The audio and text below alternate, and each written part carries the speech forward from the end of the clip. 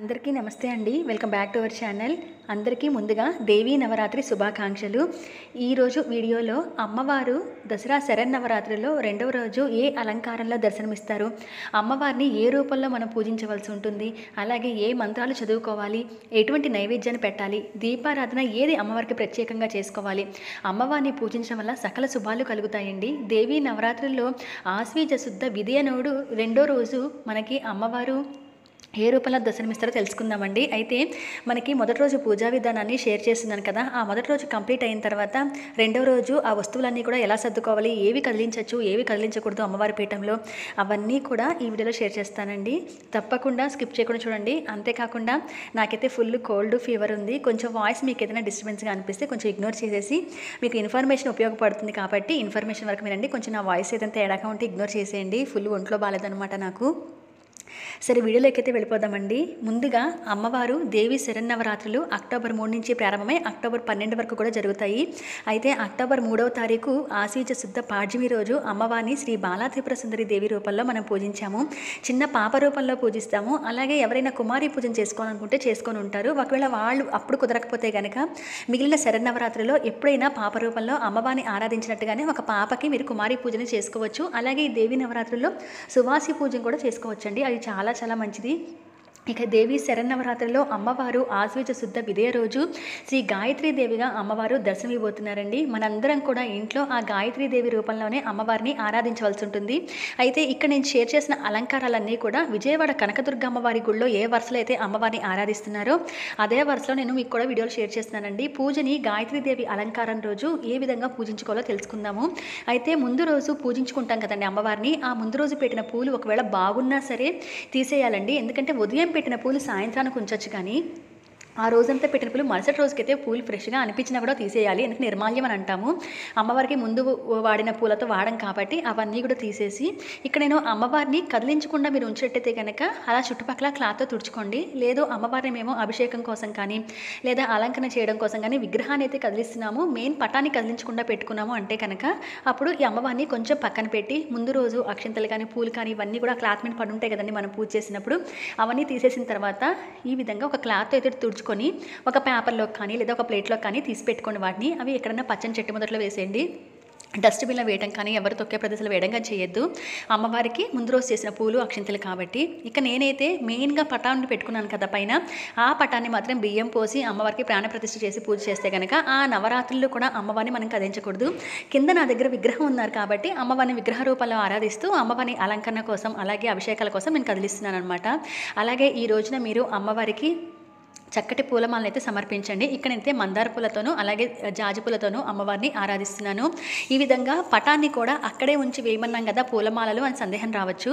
అమ్మవారిని కొంచెం ముందుకు వంచి, అంటే పూలమాల వేయడం కోసం కొంచెం వంచచ్చు, కానీ ముందుకి జస్ట్ వంచి పూలమాలను వేయచ్చు, కానీ పూర్తిగా పటాన్ని పక్కకు తీసుకొచ్చి పూలు పెట్టడం కానీ ఇంకేదైనా అలంకరణ చేయడం కానీ పటాన్ని పూర్తిగా అక్కడి నుంచి తీయకూడదు.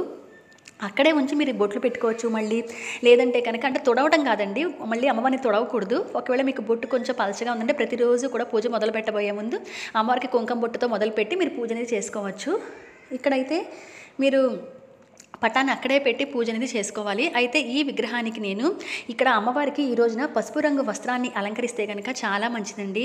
అందుకని ఇక్కడ నేను పసుపు రంగుతో అమ్మవారిని అలంకరణ అయితే విగ్రహానికి శారీ డ్రాప్ లాగా చేశాను అనమాట. ఈ డ్రెస్సులన్నీ కూడా చాలా బాగా యూజ్ అవుతున్నాయండి. నా దగ్గర ఉన్న విగ్రహానికి నేను మీషోలో తీసుకున్నాను. అవన్నీ కూడా వీడియోలో లింక్స్ ఇస్తూ షేర్ చేశానండి. ఇక ఆ తర్వాత అమ్మవారికి మంచి పూలమాలను అయితే సమర్పించాను. ఇక ఆ తర్వాత పూజకి ముందు రోజు పెట్టిన పూలు అవన్నీ తీసేస్తారు కదండి. కుందులు కూడా ముందు రోజు వాటిన వాడిలతో మనం వాడకూడదు. ముందు రోజు సాయంత్రం మీరు పూజ చేసుకుని ఉంటే కనుక ఆ కుందులు తీసేయండి. తీసేసి ఫ్రెష్గా వాడిన కుందులో పెట్టాలి. మీ దగ్గర ఎక్కువ కుందులు లేవు, ఎక్కువ పూలు లేవు అని ఎక్కడ బాధపడద్దండి. మన శక్తి అమ్మవారు మనకి ఎంతైతే ఇస్తుందో ఆ వాటిలతోనే అమ్మవారికి పూజ అనేది చేసుకోండి. ఇక్కడ మట్టి ప్రమిదలైనా దీపారాధన చేయవచ్చు.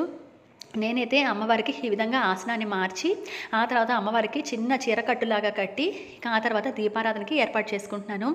మనం ఎటువంటి ప్రత్యేక దీపం అమ్మవారికి పెట్టినా కూడా నార్మల్ దీపారాధన తప్పనిసరిగా చేయాలి. ఆ దీపారాధన మామూలు దీపారాధన చేసిన తర్వాత గణపతికి కూడా పూజ చేసిన తర్వాత ఏ రోజుకి ఆ రోజు అమ్మవారిని ఉపచారాలతో పూజిస్తూ ఆ తర్వాత ఆ అలంకారాలు అమ్మవారిని పూజించాలన్నమాట. అమ్మవారు పంచముఖాలతో గాయత్రీదేవి అమ్మవారు ఉంటారండి. అందుకని ఇక్కడ నేను పంచదీపాలు అనేది వెలిగించుకుంటున్నాను. అయితే ఇన్ని దీపాలే వెలిగించాలని ఏం లేదు. అమ్మవారు పంచముఖాలు కలిగి ఉంటుంది కాబట్టి ప్రతి అమ్మవారికి గుర్తుగా నేను ఇక్కడ పంచదీపాలు వెలిగించుకుంటున్నాను. మీకు ఇష్టమైతే వెలిగించుకోండి, లేదా మామూలు దీపారాధన అయినా సరిపోతుంది. అలాగే ఇక్కడ ఒక ప్రమిదను తీసుకొని అలంకరణ చేసి గంధం బొట్లు పెట్టి ఈ ప్రమిదల్లో పెట్టుకున్నాను.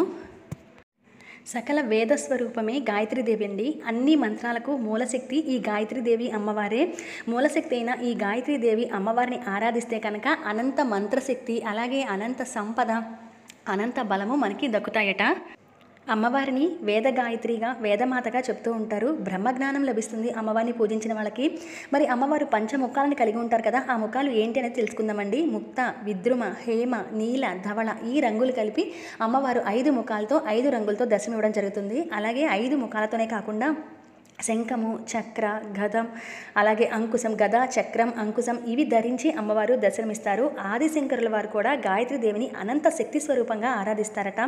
ఈ గాయత్రీదేవి పూజ చేసే రోజు ఉదయమే లేచి మనం అమ్మవారికి ముందు రోజు చేసిన పూలవన్నీ తీసేసి ఇందాక నేను చెప్పినట్టుగా ఏర్పాట్లు చేసుకొని దీపారాధన చేసి తొలిగా ప్రతిరోజు కూడా గణపతిని పూజించాలండి. గణపతిని మొదటిసారి అన్ని ఉపచారాలతో పూజ చేస్తుంటే కనుక గణపతిని ఏ రోజుగారు కదిలించక్కర్లేదని చెప్పాను కదండి. కదిలించకుండా ఉన్నట్లయితే కనుక ప్రతిరోజు కూడా అన్ని ఉపచారాలతో పూజ అవసరం లేదు. స్వామివారి అష్టోత్తరం చదువుకున్నా సరిపోతుంది. ఎందుకంటే మనం ఉద్వాసం చెప్పలేదు, ఇంకా స్వామివారు అక్కడే ఉన్నారని నమ్ముతున్నాం కాబట్టి మనం మొదటి రోజు అన్ని ఉపచారాలతో స్వామివారికి పూజ చేసి నైవేద్యం పెట్టాం కదా, రెండవ రోజు వచ్చేసి స్వామివారికి అష్టోత్తరం చదవటం రాకపోతే వింటూ అయినా ఓం గం గణపతియే నమః అనుకుంటూ స్వామివారికి అక్షింతలను పూలతోనూ పూజిత చేసుకొని పండు, పాలు, అటుకులు, బెల్లం, చెరుకు గడలు ఇటువంటివి ఏవైనా కూడా నైవేద్యం పెట్టచ్చు. అటుకులు, బెల్లం ముక్క ఇటువంటివి ఏవైనా పెట్టచ్చండి నైవేద్యంగా. ఇక ఆ తర్వాత అమ్మవారికి రుద్రాక్షమాలను కూడా సమర్పించాను. అమ్మవారు వేదాలకు శక్తి కాబట్టి రుద్రాక్షమాలను సమర్పించి ఇక అమ్మవారికి ధూపాన్ని మాత్రం తప్పనిసరిగా 2 పూట్ల కూడా అమ్మవారికి ధూపం అనేది వేయాలి. ధూపం సమర్పించి మీ సంకల్పం, మీ కోరిక ఏదైతే ఉందో అది చెప్పుకుంటూ కూడా ఈ పంచదీపాలు వెలిగించుకోండి. అయితే నిన్న ఒక పేపర్ మీద ఒక కోరిక రాసుకొని, అంటే మీ సంకల్పం ఏదైతే ఉందో అది రాసుకొని అమ్మవారి ముందు పెట్టుకున్నాం కదా, అది ఈ 9 రోజులు లేదా మీరు ఎన్ని రోజులు పూజ చేస్తున్నారో అన్ని రోజులు ఆ పేపర్ని అమ్మవారి ముందే ఉంచండి. ఆ పూజలోనే ఉంచండి, బయటకు తీకండి. ఇక అమ్మవారికి పంచదీపాలను వెలిగించి ఆ పంచముఖాలు కలిగిన ఆ గాయత్రీదేవి అమ్మవారికి కొంతమందికి గాయత్రి మంత్రం వస్తుంది, అది మనసులోనే చదువుకుంటూ ఉంటారు. ఒకవేళ లేదంటే కనుక మనకి గాయత్రీదేవి అష్టోత్తరం ఉంటుంది. అయితే ప్రతిరోజు కూడా అమ్మవారికి అన్ని ఉపచారాలు చేయాలా అంటే ఒకసారి ప్రాణప్రతిష్ఠ చేసి అమ్మవారికి ఉపచారం చేశామంటే కొంతమంది అష్టోత్తరం వరకు చదువుకొని ఏదైనా గాయత్రి మాత అమ్మవారి శ్లోకాలు, పాటలు పాడుకుంటారు. అయితే అమ్మవారిని ఒక్కొక్క రూపంలో ఒక్కొక్క రోజు అలంకరిస్తున్నాం కాబట్టి ఈ రోజు అమ్మవారిని గాయత్రీదేవిగా కొలవాలి కదా. కొంతమంది 16 ఉపచారాలతోనూ పూజ చేస్తూ మళ్ళీ ఆ 16 ఉపచారాల్లో గాయత్రీదేవిని తలుచుకుంటూ ఉంటారనమాట. ఇది మీకుండే టైంని బట్టి, అలాగే మీకుండే వెసులుబాటుని బట్టి కూడా చేసుకోవచ్చండి. ఉదయం సరిగ్గా టైం కుదరకపోతే సాయంత్రం అయినా అమ్మవారి దగ్గర మనశ్శాంతిగా కూర్చొని కాసేపు మన సమయం అనేది కేటాయించి అమ్మవారికి పూజ చేసుకోండి. ప్రతిరోజు కూడా కుంకుమ పూజ చేసుకోవాలి. అయితే కుంకుమ పూజని ఎలా చేసుకోవాలని నేను ఒక వీడియో అయితే పెట్టున్నాను, ఒకసారి చెక్ చేయండి. మీకు ఆ నియమాలన్నీ కూడా తెలుస్తాయి. కుంకుమని ఏం చేయాలి, ప్రతిరోజు కదిలించాలా లేదా, ఇవన్నీ కూడా మీకు తెలుస్తూ ఉంటాయి. అలాగే ఇక్కడ నేను అమ్మవారి పాదాలు పెట్టాను కదండి, ఆ పాదాల దగ్గర కూడా అమ్మవారికి కుంకుమతోనూ లేదా అక్షింతలతోనూ పూజ చేసుకోవచ్చు. ఈరోజు అమ్మవారికి పసుపు అక్షింతలు కలుపుకొని అంతా పసుపు రంగులా ఉండేలా చూసుకోండి. పసుపు చామంతి పూలు వాడండి దొరికితే కనుక, లేదా మనకి పసుపు పచ్చ పూలు ఏవైతే దొరుకుతాయో అవి పూజకి వాడచ్చు. అయితే అమ్మవారిని ఆరాధించే వారికి ఉదయం పూట గాయత్రిగాను, మధ్యాహ్న కాలంలో సావిత్రిగాను, సాయం సంధ్య సమయంలో సరస్వతిగాను అమ్మవారు దర్శనమిచ్చి పూజలు అందుకుంటారట. అందుకనే ముఖంలో కూడా అగ్ని, శిరస్సులో బ్రహ్మ, హృదయంలో విష్ణువు, శిఖపై రుద్రుడు కొలువుంటారని చెప్పి చెప్తూ ఉంటాయి పురాణాలు కూడా. గాయత్రి ఉపాసన అంటే ఈ గాయత్రికి ఎవరైతే పూజ చేసుకుంటారో పిల్లల దగ్గర నుంచి పెద్దవాళ్ళ వరకు వాళ్ళకి విద్య అలవడుతుంది, అలాగే బుద్ధి, జ్ఞానం అనమాట. అంటే మంచి నడవడక, మంచి ప్రవర్తన, వాక్ శుద్ధి ఇవి కలుగుతాయని చెప్తారు. అందుకనే పిల్లల దగ్గర నుంచి ఎవరైనా అమ్మవారికి పూజ అనేది చేసుకోవచ్చు. అమ్మవారికి ప్రతిరోజు కూడా మీ దగ్గర ఉంటే కనుక ఏదో ఒక మంగళకరమైన వస్తువులతో పూజ చేసుకోవచ్చు. పసుపు కొమ్ములు కూడా పచ్చగా ఉంటాయి కాబట్టి ఈరోజు అమ్మవారికి ఆ పూజ చేసుకోవచ్చు. ఇక్కడ నేను వెండి పూలతో చూపిస్తున్నాను, లేదా మంగళకరమైన వస్తువులు చిట్టి గాజులు, లక్ష్మీ గవ్వలు, అలాగే ఇటువంటివి ఏవైనా సరే తామర గింజలు ఇట్లా దేంతో అయినా అమ్మవారికి పూజ చేసుకోవచ్చు. ఏవి లేకపోతే ఈ గాయత్రి అమ్మవారికి పసుపు అక్షంతలతో పూజ చేసుకోండి, లేదంటే కనుక కుంకుమ పూజ చేసుకోండి, సరిపోతుంది. ఒకవేళ మీరు ఏ రోజుకి ఆ రోజు అలంకారాలు అమ్మవారి పూజ చేసుకోవడం రావట్లేదండి అనుకుంటే కనుక పూలను కానీ అక్షంతలతో కానీ పెడుతూ అక్షంతలతో కానీ పూజ చేస్తూ మీరు గాయత్రీదేవి అష్టోత్తరం వింటూ చేసుకోండి. చదవడం రాకపోతే కనుక గాయత్రీదేవి అష్టోత్తరం వరకు చదువుకోండి. అమ్మవారి పాటలు ఏదైనా ఉంటే కనుక ఆ పాటలు వినండి. మనకి గాయత్రీదేవి మంత్రం ఉంటుంది, ఆ మంత్రం వింటూ అయినా మీరు పూజ చేసుకున్నా సరిపోతుందండి. మనం ఎంత భక్తిగా అమ్మవారికి పూజ చేస్తున్నామో అనేదే ముఖ్యం కాబట్టి నమ్మి ఈ విధంగా మీరు పూజ అనేది చేసుకోవచ్చు. ఈరోజు అమ్మవారికి ప్రత్యేకంగా అల్లపు గారెలను నివేదన చేస్తారు, అలాగే రవ్వ కేసరి, పులిహోర ఇటువంటివి కూడా నివేదన చేస్తారు. ఒకవేళ మీకు పూర్తిగా వండి పెట్టలేకపోతున్నాము, నైవేద్యము హెల్త్ బాగాలేదు లేకపోతే కుదరలేదు అనుకున్న వాళ్ళు అమ్మవారికి పాలు పండిటువంటి పెట్టచ్చు, పానకం వడపప్పు చలిమిడి ప్రతిరోజు నివేదన చేయవచ్చండి సింపుల్గా. నేను చెప్తున్నా కదండి, మనము ఎన్ని దీపాలు వెలిగించాం లేకపోతే ఏమి నివేదన చేసాము అనే దానికన్నా అమ్మని ఎంత నమ్మి సమయం కేటాయించి కూర్చున్న 10 నిమిషాలు అమ్మవారి ధ్యానంలో ఉండి పూజ చేసామా లేదా అనేది చూసుకోవాలి. ఇక్కడ చూడండి పంచదీపాలతో అమ్మవారు ఎంతగా వెలిగిపోతున్నారో. నాకైతే అలంకరణ చాలా బాగా నచ్చిందండి. ఈ అమ్మవారిని కూడా నేను ఈ విధంగా మాలతో అలంకరించాను. ఇంతకు చూపించాను కదండి, శ్రీం అనే పేపర్ కూడా అక్కడే ఉంచుకున్నాను.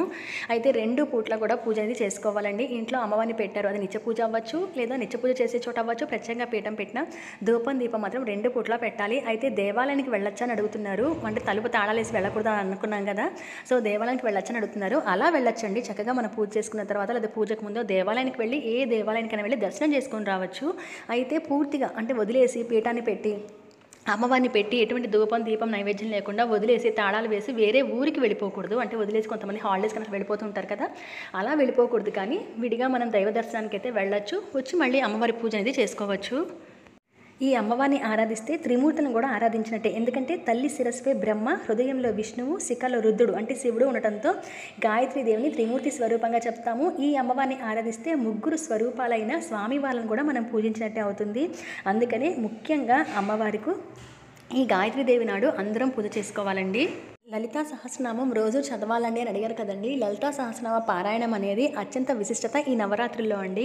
ఖడ్గమాల స్తోత్రం కానీ ఇవి చదువుకోవచ్చు. అయితే మీకు అంతా ఇది లేకపోతే కుంకుమ పూజ అష్టోత్తరం చదువుకుంటూ చేసుకున్నా సరిపోతుంది 2 పూట్ల. కానీ మీకు ఒకవేళ సమయం ఉండి అమ్మవారి దగ్గర ఆ లలితా పారాయణం చేయాలని సంకల్పం చేసుకుని చాలు, ఆ అమ్మే మీ చేత చేయించుకుంటుంది. కాబట్టి నిండుగా మీరు దీపం అనేది వెలిగించి అమ్మవారికి భక్తితో గాయత్రీదేవిగా అమ్మవారిని కొలిచి చూడండి. మీ ఎటువంటి కోరికలు ధర్మబద్ధమైనవి ఉన్నా కూడా అవన్నీ నెరవేరి ఆ కష్టాలన్నీ కూడా తొలగిపోయి అమ్మవారు మన కోరికలు నెరవేరుస్తుంది. ఇలా రోజుకొక అలంకారాల్లో మాకు పూజ చేయడం రాదు అనుకుంటే కనకదుర్గాదేవి అమ్మవారు లేదా లలిత అమ్మవారు లేదా లక్ష్మీదేవి, మీరు ఏ పట్టణ రూపంలో అమ్మవారిని నవరాత్రుల్లో ఆరాధిస్తున్నారో అదే రూపంలో అమ్మవారిని ఆరాధించుకోండి, అవే స్తోత్రాలు చదువుకోండి. మీరు లక్ష్మీదేవి అమ్మవారి చిత్రపటం పెట్టి చేస్తుంటే మహాలక్ష్మాష్టకం, కనకదార స్తోత్రం లేదా లక్ష్మీదేవి అష్టోత్తరం చదువుకోండి.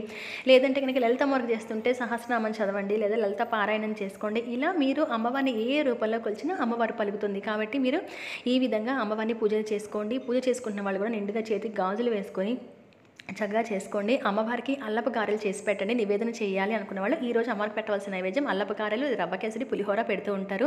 అలాగే ప్రతిరోజు కూడా తాంబూలం ఇవ్వమని చెప్పాను అమ్మవారికి. అంటే నివేదన చేసిన తర్వాత తాంబూలం కూడా ఇవ్వాలి. అయితే ప్రతిరోజు జాకెట్ ముక్క ఇవి పెట్టాలంటే అలా ఏం అవసరం లేదు. అట్టిపండు, తాంబూలం, వక్క ఇచ్చి అమ్మవారికి అంటే మహానివేదన చేసిన తర్వాత అమ్మవారికి ఇచ్చే తాంబూలం అనమాట. ఆ తర్వాత తాంబూలంలో పెట్టిన పండ్లు పూజ చేసుకున్న వాళ్ళు వాళ్ళ ఇంట్లో కుటుంబ సభ్యులు తీసుకోండి ప్రసాదంగా.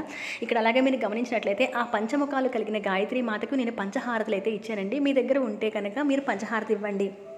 5 ప్రమిదలను పెట్టుకొని మీరు దీపారాధన చేసైనా ఆ హారతి ఇవ్వచ్చు. లేదా కర్పూరం బిళ్ళలు 5 తీసుకొని ఆ కర్పూరంతో వెలిగించైనా మీరు అమ్మవారికి పంచహారతి అనేది ఇవ్వచ్చు. ఈ విధంగా చాలా సులువుగా గాయత్రీదేవి అమ్మవారిని పూజించుకోవచ్చండి. నేను మొదటి రోజు పూజను ఏ విధంగా షేర్ చేసినా మీకు అన్ని అలంకారాలు షేర్ చేయాలి, మీరు సులువుగా పూజను చేసుకోగలగాలి అమ్మవారిది అని చెప్పి నాకు కొంచెం హెల్త్ బాగోపోయినా షేర్ చేయడం జరుగుతుంది. ఇదండి దసరా నవరాత్రుల్లో 2వ రోజు గాయత్రీదేవి అలంకారంలో అమ్మవారి పూజా విధానం. మరి ఐ హోప్ ఇన్ఫర్మేషన్ మీకు నచ్చుతుందని అనుకుంటున్నాను. నచ్చిన వాళ్ళు లైక్ చేస్తే మరో 10 మందికి ఈ వీడియో షేర్ అవుతుంది. సరే లైక్ చేయండి, సబ్స్క్రైబ్ చేయండి. మరొక మంచి వీడియోలో మళ్ళీ కలుస్తాను. అంతవరకు సెలవు, నమస్కారం.